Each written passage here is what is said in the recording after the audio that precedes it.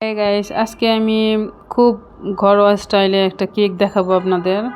একটু মনোযোগ সহকারে দেখেন। কেক বাইরের মতোই হবে যদি আমার এই রেসিপিটা আপনারা একটু ফলো করেন। আমি কেক করার জন্য প্রথমে আমি ময়দা নিচ্ছি, তীর ব্র্যান্ডের ময়দা নিচ্ছি 1 কাপ।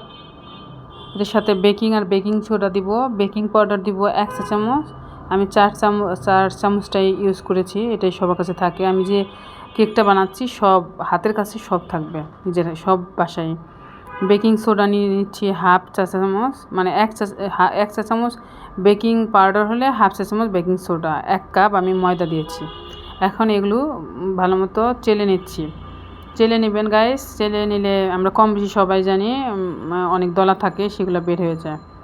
আমি চেলে এক সাইডে একটু মিশিয়ে রেখে দিলাম। তারপরে আমার ডিমটাকে আমি করতে হবে, ব্লেন্ডারে বিট মেশিন দিয়ে আমার বিট করতে হবে। এর জন্য আমি 2টা ডিম ইউজ করেছি। ডিমটাকে আমি 2টা ডিমই দিয়ে দিলাম। ডিমটাকে বেশিরভাগ আপনারা ভালো মতো বিট করে নেবেন, সেক্ষেত্রে ফোমি ভাব আসলে কেকটা ফ্লাফি হয়। অনেকে কাঁটা চামচ দিয়েও করেন, সেক্ষেত্রে অতটা পারফেক্ট হয় না। এখন আমি ডিমটা ভালো মতো করে নিচ্ছি, বিট করে নিচ্ছি চারদিকে ঘুরিয়ে ঘুরিয়ে। আমি এই ফাঁক দিয়ে একটু চিনিও ইউজ করেছিলাম, আমার ভিডিওতে এটা আসেনি। চিনিটা দেওয়ার পরে সম্পূর্ণ চিনি ভালো মতো যখন গলে যাবে, তখন আমি ড্রাই উপকরণগুলো দিব।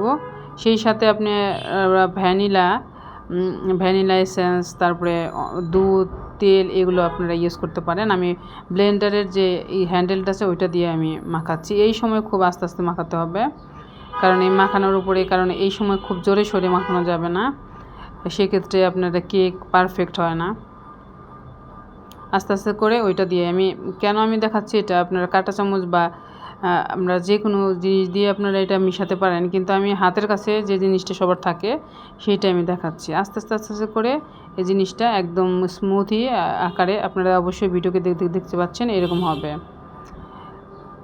এই ফাঁক দিয়ে আমি ভ্যানিলা এসেন্সটা, তেলটা রেগুলার যে রান্নার তেল, সেটা আমি দিয়ে দিলাম কিছুটা, এটা 2 চা চামচের মতো হবে।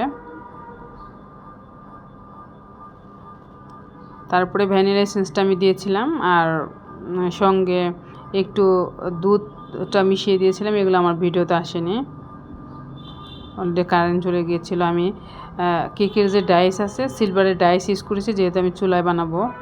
ওটার মধ্যে তেল দিয়ে আমি একটা পেপার বসিয়ে দিলাম, ওই গোলাটা এটার মধ্যে ঢেলে দিলাম। খুব সহজ পদ্ধতিতে আমি দেখাচ্ছি, যাতে কারোর কনফিউজ না হয়। বাইরে থেকে কাপ চামচ এগুলো কেনারও কোনো ঝামেলা নেই, ঘরের জিনিস দিয়ে আপনারা এটা বানাতে পারবেন। এই পাশ দিয়ে আমি এক ফাঁকে 10 মিনিট আগে আমি একটা ননস্টিক হাতলওয়ালা একটা কড়াই বসিয়ে দিয়েছিলাম, উপরে স্ট্যান্ড দিয়ে আমি গরম করতে দিয়েছিলাম। এটা আমি গরম হয়ে গেছে। আমি খুব সাবধানে বসাবেন আপনারা যখন করবেন। বসিয়ে আমি ঢাকনা দিয়ে রাখবো 20 মিনিট। 20 মিনিটের মধ্যে দেখবেন আপনারা কেকটা অনেকটাই ডান। আপনারা চেক করে দেখবেন, যদি দেখেন একটু কম হয়েছে, হয়তো 5 মিনিট 7 মিনিট একটু রাখতে পারেন। আমার কেকটা আস্তে আস্তে হচ্ছে, 10 মিনিট পরে আমি ফিরে আসছি। এক্ষেত্রে অনেকে লবণও দেয় নিচে।